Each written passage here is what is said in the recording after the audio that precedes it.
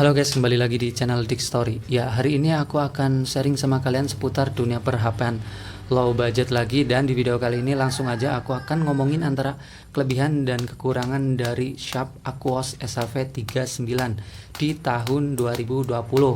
Ya, sebelumnya HP ini adalah HP dari Sharp yang dirilis tahun 2017 dengan HP flagshipnya mereka loh ya di tahun 2017, dan sekarang di tahun 2020 banyak banget tersedia di kondisi bekas di online shop seperti itu dengan range harga sekitar 1 sampai 1,5 juta. Apakah HP ini layak dibeli dan layak digunakan di tahun 2020? Ya, langsung aja kita akan menuju ke kelebihan yang pertama. Oke guys, dan kelebihan yang pertama dari HP ini adalah dari segi price to performance. Ya, harga dan performa yang kita dapatkan ini menurutku hampir menjadi yang terbaik di kelasnya HP bekas di harga 1 sampai 1,5 juta ya.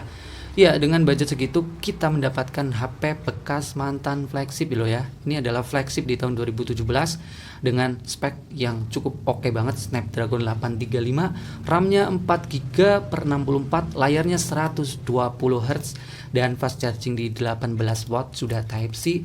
Kamera belakang 22 megapiksel, kamera depan 16 megapiksel, sudah 4K depan belakang, ada fitur always, ACE, ada stabilisasinya sudah komplit, terus ada sertifikasi IP68, ada fingerprint, ada NFC.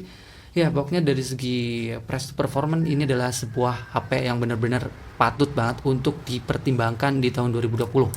Oke, kelebihan yang kedua dari HP ini otomatis dari segi layarnya. Ini benar-benar hal yang sangat kuat dari HP ini, yaitu dari layarnya yang sudah 120 Hz seperti itu, dan resolusinya sudah QHD 1440 kali 2560 pixel. Jadi kalau dipikir-pikir bermain HP di HP ini itu atau medsos atau scrolling di HP ini benar-benar sangat-sangat smooth, 2 kali lipat lebih smooth dibanding HP pada umumnya yang hanya 60 Hz saja seperti itu. Dan dari segi warnanya, ketajamannya benar-benar ya, karena HP ini flagship jadi nggak ada keluhan, pokoknya warnanya, layarnya ini benar-benar oke banget, apalagi untuk di bawah matahari juga ini masih mampu guys, seperti itu.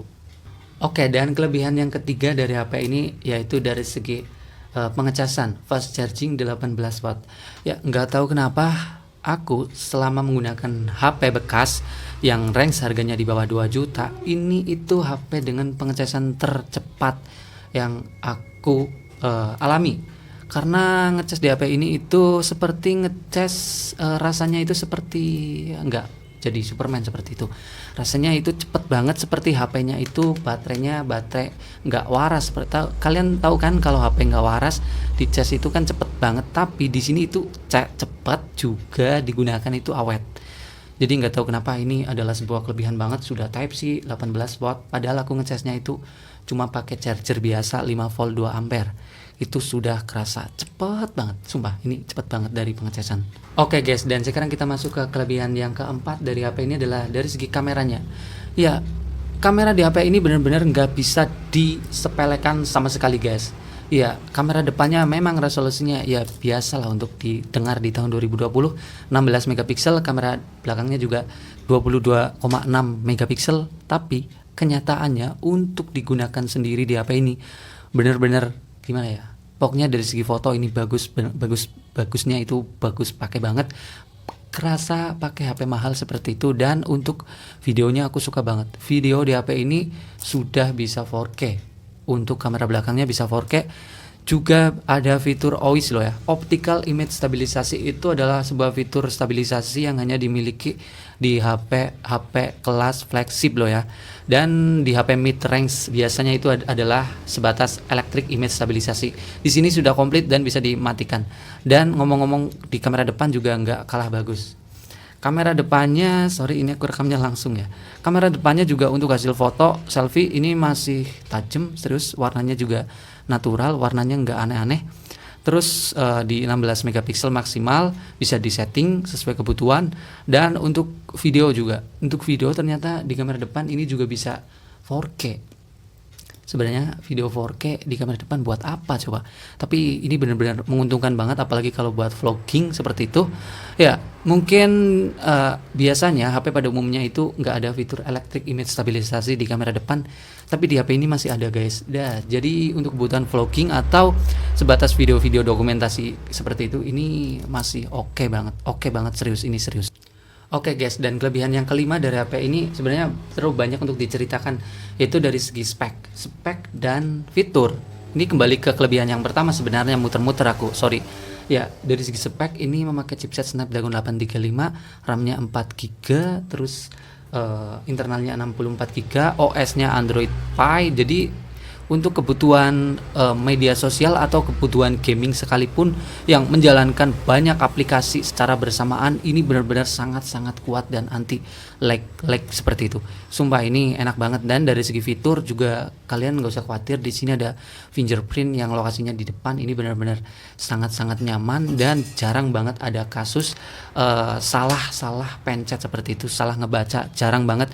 Meskipun performanya ini bisa dibilang nggak cepet ya untuk fingerprintnya. Dan ada juga NFC di bagian atas ini, cuma di aku sendiri jarang nggak kegunakan soalnya nggak punya kartu yang seperti itu, e-money atau apa. Dan fitur yang kepake banget juga yaitu dari segi sertifikasi IP68 yang sangat berguna di musim-musim sekarang yang penghujan. Mungkin ini bukan untuk sombong-sombongan atau dicelup-celupin ke kolam, tapi untuk jaga-jaga ini aman banget dan sangat-sangat ngebantu banget. Kita jadi nggak takut dengan air seperti itu. Oke guys, tadi aku sudah ngomong kelebihan dari HP ini. Dari segi price to performance ini terbaik banget, layak dibeli. Layarnya 120Hz itu adalah layar paling enak dan kalian pasti akan mendapat pengalaman pertama kalau kalian nyoba HP ini, dengan catatan kalian pengguna yang 60Hz sebelumnya ya. Dan yang ketiga tadi dari segi pengecasan, sumpah ini cepet banget, serius ini cepet. Dan dari segi kamera depan belakang, dari segi video ini bagus banget, ada fitur yang banyak seperti OIS tadi. Dan yang kelima tadi banyak fitur juga, speknya oke punya di tahun 2020 masih sangat layak untuk dipakai. Dan sekarang kita akan membahas kekurangannya nih. Di tahun 2020 HP ini juga banyak memiliki kekurangan dan pasti akan membuat kalian berpikir untuk meminang membeli HP ini ya. Oke guys, dan sekarang tinggal kekurangannya. Kekurangan yang pertama dari HP ini adalah dari segi desain bodinya. Ya, seperti yang kalian lihat di tahun 2020 HP sudah kebanyakan full view ya. Layarnya itu sudah hampir full semua.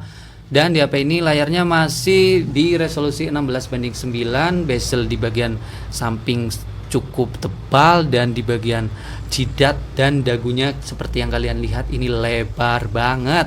Jadi untuk beberapa orang atau pada umumnya orang pasti akan sedikit ilfil dengan layar seperti ini yang terlihat jadul. Dan ya pasti untuk penggunaan juga ya lebih nyaman, layar yang lebih lebar otomatis seperti itu. Dan dari segi desainnya sendiri ini juga masih single kamera, jadi nggak ada kesan mewah-mewahnya untuk dipamerkan berapa kamera seperti itu ya. Ini adalah persepsi orang pada umumnya ya. Dan di bagian belakang juga desainnya ini seperti mengkilap-mengkilap, tapi ini juga bukan kaca, plastik, jadi gampang banget kena fingerprint, jadi cap-cap kayak gitu, jadi HP-nya gampang banget kotor. Terus dari segi tombol-tombolnya juga nggak tahu kenapa ini masih terbilang nggak kokoh dan nggak solid seperti itu. Ini yang aku rasakan saat membeli HP Sharp Aquos, emang dari dulu seperti itu. Nggak tahu di atasnya ini seperti apa dari segi desain body dan tombol-tombolnya seperti yang tadi aku bilang. Oke guys, kekurangan yang kedua dari HP ini adalah dari segi baterainya. Ya, tapi sebelumnya HP ini adalah sebuah HP teririt sepengalamanku memakai HP embel-embel Docomo seperti itu yang baterainya 3000-an mAh. Ini menurutku teririt, tapi tetap saja untuk dibandingkan dengan HP di tahun 2020 ini masih sangat jauh dari kata irit. Ini bisa dikatakan boros. Ya, sehari bisa 2 kali ngecharger. Kalian mesti tahu kan di tahun 2020 baterai itu sudah di atas 5000 mAh, itu sudah awet banget untuk kebutuhan harian seperti itu, dari pagi sampai malam itu cukup. Tapi di HP ini bisa dikatakan sangat jauh dari kata cukup untuk kebutuhan sehari seperti itu. Tapi secara overall kalau melihat dari spesifikasi baterainya yang hanya 3160 mAh, ini terbilang cukup awet, serius.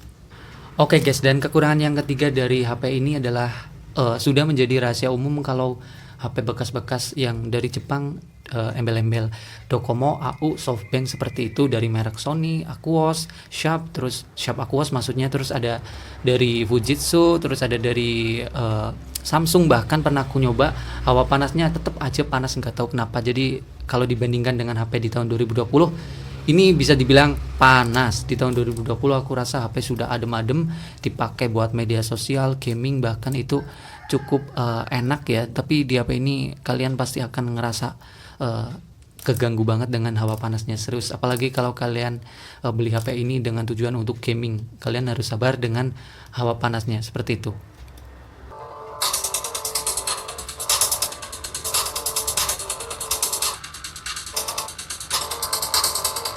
Oke guys, dan kekurangan yang keempat dari HP ini yaitu dari posisi speaker, peletakan speaker.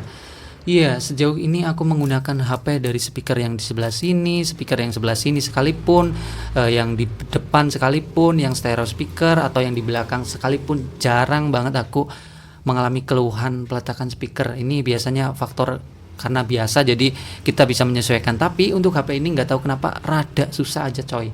Soalnya ini posisinya benar-benar tepat di bawah ya, jadi juga bentuknya kecil. Jadi orang menggunakan HP seperti ini pasti akan ngetutup. Ini serius, ini benar-benar sangat keganggu. Apalagi kalau buat ngegame, nonton video. Jadi kalian benar-benar posisinya itu harus dipuntir-puntir, dan kalian benar-benar harus mengepankan atau melihat posisi ini jangan sampai ketutup.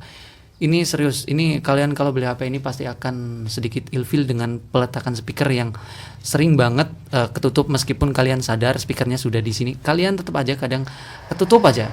Oke guys, dan kekurangan yang kelima dari HP ini adalah ini HP langka dan susah dicari. Ya, seperti yang kalian ketahui kalau ini adalah HP yang hanya tersedia kondisi bekas dan hanya tersedia di online shop seperti itu. Kalian gak bisa nyari di counter, stoknya sangat jarang, apalagi ini HP black market. Dan pemerintah sudah melakukan pemblokiran untuk HP seperti ini, jadi stoknya semakin langka. Untuk kondisi yang all provider seperti itu, stoknya semakin jarang. Dan ditambah lagi HP ini langka, otomatis aksesorisnya juga langka, spare partnya juga langka. Jadi ya bisa dikatakan menggunakan HP ini tuh butuh perjuangan untuk mencari dan untuk merawatnya, seperti ditambahi tempered glass, ditambahi soft case, terus kalau rusak servisnya juga, spare partnya jarang.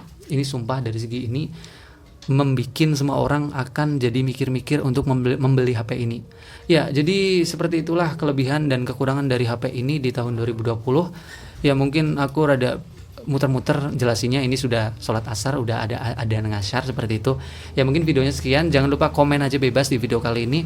Ya besok aku akan ada Sony Xperia XZ1 untuk di unboxing. Sampai ketemu di video selanjutnya, bye.